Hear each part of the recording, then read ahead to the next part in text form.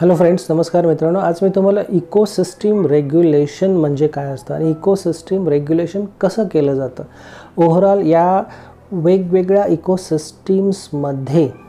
Okay, हे balance किंवा हे रेग्युलेशन स्टॅबिलिटी कशी मेंटेन केली जाते याच्याबद्दलच्या काही गोष्टी सांगणार आहे. तर रेग्युलेटचा अर्थच असा आहे की तो मेंटेन करायचा आहे, बॅलन्स्ड कंडिशनमध्ये राहायचं आहे.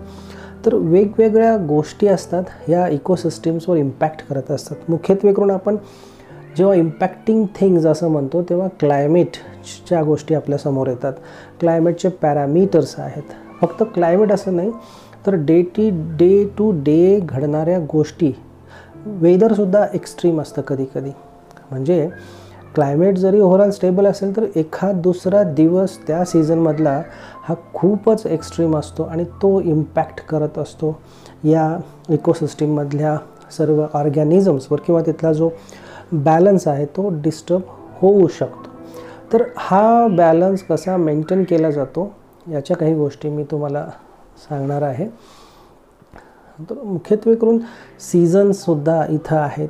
प्रेशर आहे, सॅलिनिटी असेल, रॉकी स्ट्रक्चर असेल, तिथल्या ॲडवर्स कंडिशन्स किंवा पॉझिटिव्ह कंडिशनसुद्धा असतील.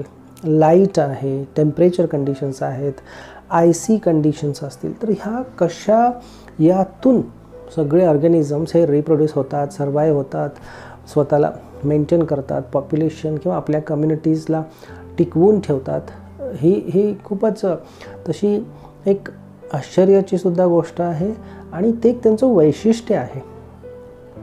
निसर्गाच्या कडे टुवर्ड्स नेचर त्यांनी हे केलेलं ॲडॅप्टेशन्स असतं. तर होमिओस्टॅसिस हा एक शब्द आहे आणि होमिओस्टॅसिस म्हणजे या ज्या इकोसिस्टीममधल्या वेगवेगळ्या सजीव असतात, इतर गोष्टी असतात, सजीव स्पेशली ऑर्गॅनिझम्स आहेत, हे दे ट्राय टू रेझिस्ट. ते बदलांना अपोज करतात. ते फिजिओलॉजिकल वेज असतील, त्यांना कोणी सांगत नाही. मी तर म्हणेन हा एक पार्ट ऑफ नेचर आहे, निसर्गाचाच भाग आहे की ते बदल व्हावेत. असं ठरवून कोणी करत नाही, ते शक्यच नाही आहे, पण होतं, व्हावं लागतं. तर to remain in equilibrium with nature किंवा नॅचरल कंडिशन्स. काय होतं, organisms try to resist change.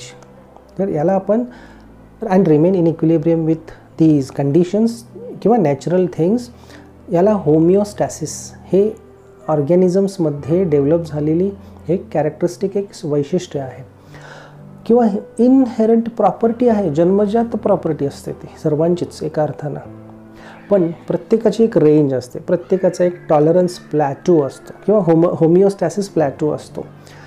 एका ठराविक मर्यादेच्या पलीकडे पॉझिटिव्ह किंवा निगेटिव्ह गोष्टी ज्या घडत असतात त्याच्या पलीकडे त्यांना कंट्रोल करणं गोष्टी शक्य नसतात. जेव्हा ऑर्गॅनिझम्सच्या कम्युनिटीजमध्ये किंवा ऑर्गॅनिझम्समध्ये स्ट्रेस कंडिशन्स येतात तेव्हा तो स्ट्रेस डेव्हिएशन करण्यासाठी निगेटिव्ह फीडबॅक मेकॅनिझम ही होते.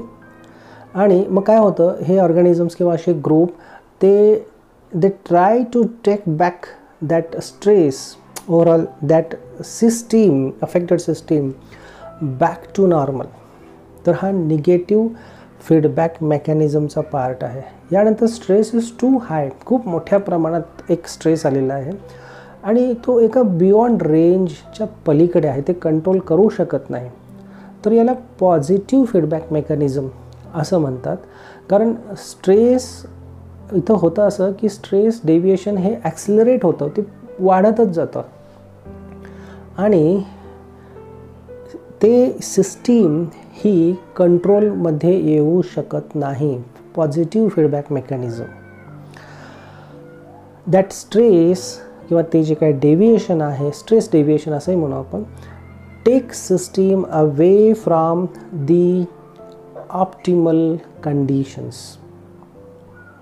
म्हणजे इथं त्या सिस्टीमच्या ओव्हरऑल ऑर्गॅनिझम्सच्या हातामध्ये किंवा त्या आउट ऑफ कंट्रोल या गोष्टी होतात. तर जगभरात अशा लाखो स्पेसीज आहेत आणि ह्या सर्व स्पेसीज होमिओस्टॅसिस, निगेटिव्ह फीडबॅक सिस्टीमला पाठीमागं घेणं, जो काही स्ट्रेस आलेला आहे, किंवा मग आउट ऑफ कंट्रोल झालं तर तो पॉझिटिव्ह फीडबॅक होऊन आउट ऑफ कंट्रोल गोष्टी जातात आणि ते अफेक्ट होतात, पॉप्युलेशन नष्ट होते आणि बऱ्याचशा गोष्टी होतात. तर मी एक म्हणेन की सूर्याची एनर्जी आहे ती इथं येते, न्यूट्रियंट्स आहेत, वेगवेगळ्या गोष्टींमध्ये ते मग मेकअप होतो, ऑर्गॅनिझम्स फॉर्म होतात, ते रिप्रोड्यूस होतात, सर्वाईव्ह होतात, फंक्शनिंग करतात आणि मग यांना अफेक्ट करणारे फिजिकल गोष्टी आहेत, फिजिकल क्लायमेट आहेत, बऱ्याचशा गोष्टी आहेत. तर टेम्परेचर चेंज असेल, शॉक्स असतील, जर्क्स असतील टेम्परेचरचे, डस्ट कंडिशन्स, पॉल्युटंट्स असतील, सॅलिनिटी असेल, ओके, हाय लो हे टेम्परेचर खूप महत्त्वाचं आहे, मॉइश्चर कंडिशन्स असतील, वॉटर जास्त, फ्लड कंडिशन्स काही असेल, किंवा गॅसियस पॉल्युटंट्स असतील, CO2चा आपण आजकाल जास्त विचार करतो आहे, तर मग हे सर्व पॉप्युलेशनशी इंटरॅक्ट होतात आणि काही गोष्टी सिस्टीमला डिस्टर्ब करतात, काही गोष्टी सिस्टीमला दे ट्राय सिस्टीम मेंटेन राहते. हेच एक वेगळं वैशिष्ट्य. आणि हे रेग्युलेट कसं करतात ते ऑर्गॅनिझम्स, ही त्यांची एक जन्मजात इनहेरंट प्रॉपर्टी आहे आणि ती होमिओस्टॅसिसची असते. तर मग मी असंही म्हणेन की डायरेक्टली किंवा इनडायरेक्टली ऑल ऑर्गॅनिझम्स त्या इकोसिस्टीममधले हे एकत्रित फंक्शनिंग करतात चेंजेसला फेस करण्यासाठी एका अर्थानं. आणि काही केमिकल्स असतील, काही त्यांना समजणारी भाषा, वॉर्निंग सिस्टीम्स असतील, त्यासुद्धा इकोसिस्टीममध्ये मग पास आउट केल्या जातात स्ट्रेसला सगळी सिस्टीम अफेक्ट होऊ नये यासाठी. तर टॉप डाऊन ॲप्रोच हा एक इकॉलॉजीमध्ये इकॉलॉजिस्ट किंवा सायंटिस्ट स्टडी करतात की प्रिडेटर्स हे प्रेजना किंवा वाढणाऱ्या संख्यांना, ओव्हरऑल ट्रॉफिक स्ट्रक्चर जे काही पिरॅमिड्स असतात, पिरॅमिड ऑफ बायोमास, नंबर किंवा ओव्हरऑल एनर्जी, हे ओव्हरऑल अफेक्ट होऊ नयेत, तो इक्विलिब्रियम, तो जो काही बॅलन्स आहे तो डिस्टर्ब होऊ नये यासाठी तो टॉप डाऊन ॲप्रोच एक आहे. दुसरा एक ॲप्रोच आहे तो बॉटम अप अप्रोच. इथं क्वालिटी आणि अवेलेबिलिटी ऑफ द फूड किंवा प्रायमरी प्रोड्युसर्स हे डिसाईड करतात की वरची ओव्हरऑल इकोसिस्टीमची स्टॅबिलिटी कशी असावी, ती कशी पद्धतीने फंक्शनिंग करेल किंवा त्याचं स्ट्रक्चर ओव्हरऑल हे बॉटम अप ॲप्रोचद्वारे आपल्याला समजून येतं. तर मी इथं एवढं सांगेन की कितीही कंडिशन्स ॲडवर्स असल्या तरीसुद्धा ऑर्गॅनिझम्स या पृथ्वीवर सर्वाईव्ह होतात, ॲडॅप्ट करतात, ते ॲडजस्ट करतात, निगेटिव्ह गोष्टींना, स्ट्रेस कंडिशन्सना ते कंट्रोल करायचा प्रयत्न करतात. आणि म्हणूनच मग लाखो कोट्यावधी वर्षांपासून या पृथ्वीवर ही सजीवसृष्टी इथं आहे. हे सजीव इथं फंक्शनल आहेत, ते कार्य करत आहेत, ते इंटरॅक्ट करत आहेत निसर्गाशी, ते निसर्गाचा पार्टच आहेत आणि निसर्गच त्यांना तसं बनवतो हे मी सांगेन.